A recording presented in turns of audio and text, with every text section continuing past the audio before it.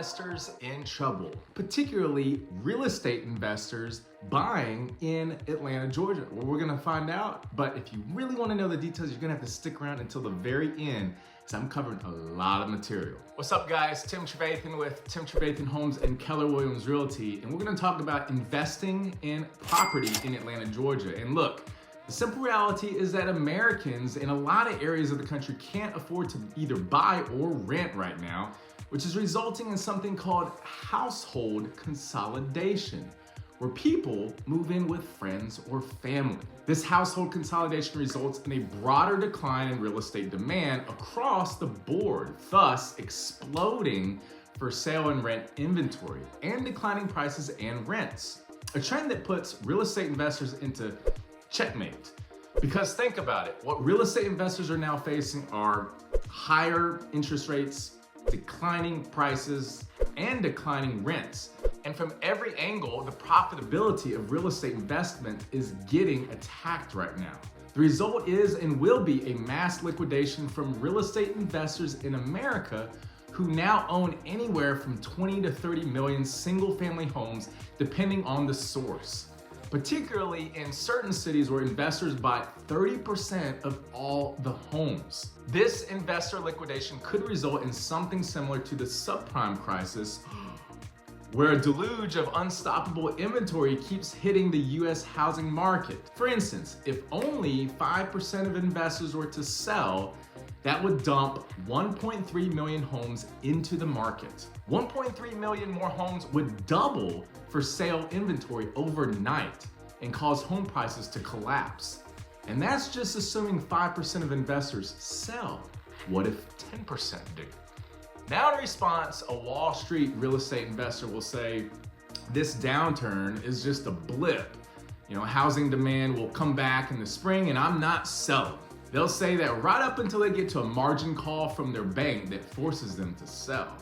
Cities that are most in the crosshairs of this double housing crash / investor liquidation are number 1, Phoenix, Arizona, 2, Las Vegas, Nevada, 3, Atlanta, Georgia, 4, Charlotte, North Carolina, number 5, Dallas, Texas, and to round out that list, Jacksonville, Florida. Now, how true is this information that I just provided? I gathered a lot of this information myself in my own research, and look, one of the things that is making this market resilient and why we're seeing some multiple offer situations now is because the inventory is still low, but the question still remains is, will the inventory increase if, say, 5% of investors liquidate their assets, AKA investment properties? Well, we have to look at this nationally, then back to regionally, and then finally locally. One article points to investors' home purchases dropping 30% as price increases slow down. And this is a fact. But look, here's the thing. Like investing anywhere else, investing in the housing market is cyclical. Over the last couple years, we saw investors pour money into single-family homes at an unbelievable rate. So as interest rates went up, it makes sense that some had been hesitant to keep investing.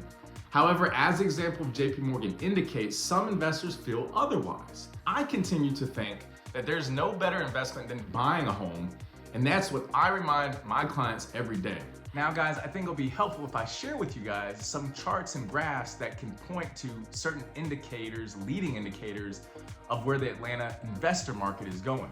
Also, as I alluded to earlier about the 30% decrease in investors coming into the market to buy homes, well, here's a telling graph with Redfin where it says that investor home purchases have plummeted as housing market slows, and there it is, 30.2% in Q3 of 2022, when just about a year ago, it was maxed out at 141%.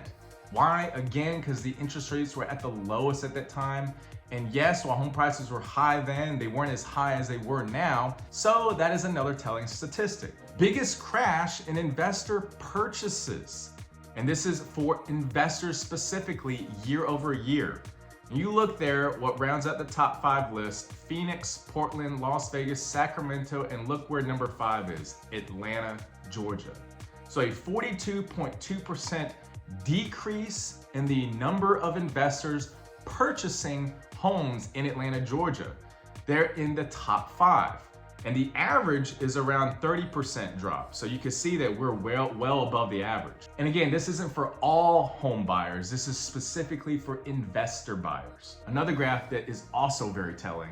Here, single family rental market by distribution of investor-owned homes.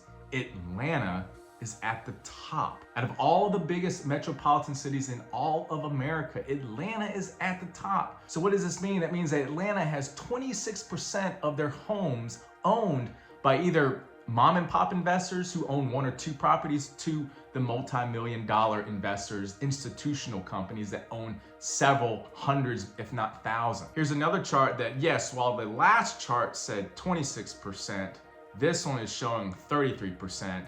So they're using a little bit of data that's different, but regardless, we know it's either in that range from 26 to 33%, and it's in the top 5. And in this one, it's saying it's number 1 for most invested homes. Now, the question you're probably thinking of is, well, why are there so many homes that are being invested here in Georgia compared to other cities in America?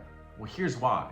The Atlanta Journal-Constitution, which is one of the biggest newspapers here in Atlanta, Georgia, did this study, and you can see in this chart that Georgia lacks other states in tenant protection. In other words, if you're a landlord, somebody who owns a property and is renting it out, Georgia is favored because there aren't many protection laws in place to protect tenants. And you can see here that most states have that tenant protection law in place, but let's look at the next one.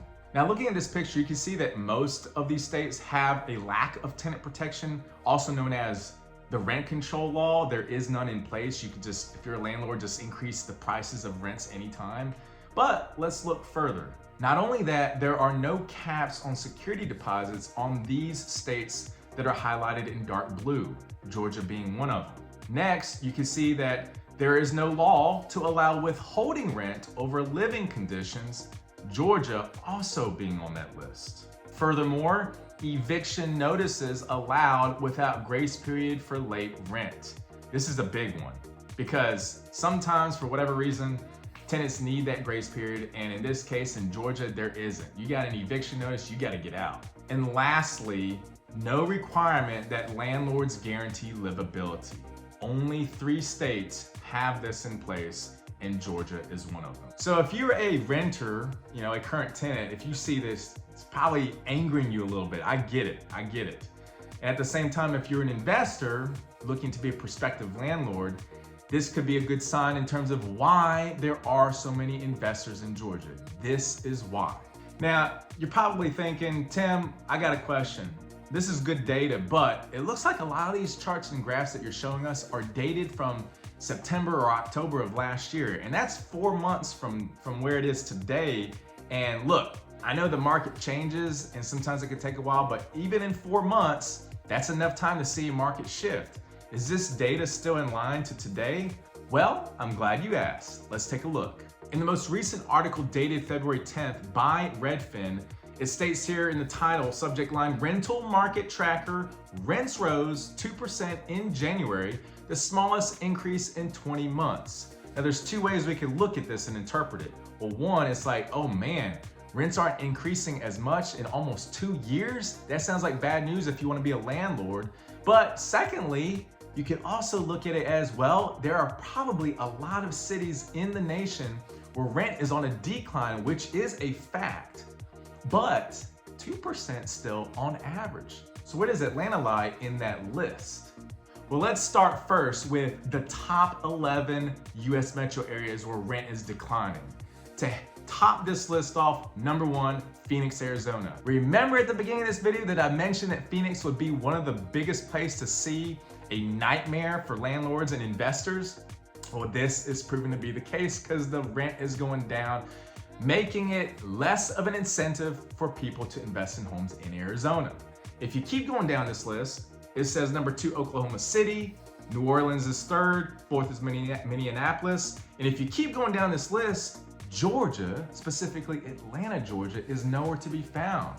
Ooh, so now you might be thinking, well, certainly if they're not declining, they must be going up still, right? And not only up, the rent must be going up, skyrocketing in Georgia, right? Which is not good for tenants without the rent control. Well, let's take a look here. The top 10 largest rent increases As far as cities go in the US, Raleigh, North Carolina topped that list off with 22.5% increase year over year. If we go down the list, we got Cleveland, Ohio, Indianapolis, Indiana, Charlotte, North Carolina, and if we keep going down, we see that Atlanta, Georgia isn't on the top 10. So if we see that Atlanta, Georgia is not skyrocketing in rents, as well as not declining in rents, then we're seeing a pretty healthy amount of rent growth, making Atlanta, Georgia still a good place to invest.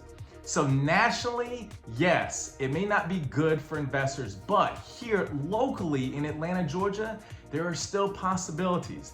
That's why research is important. That's why I'm sharing you these graphs, because everybody wants to say, well, all across the board, because the US isn't doing well in other parts of the market, in other cities and states, then so is Atlanta. But no, you have to look at the local real estate market.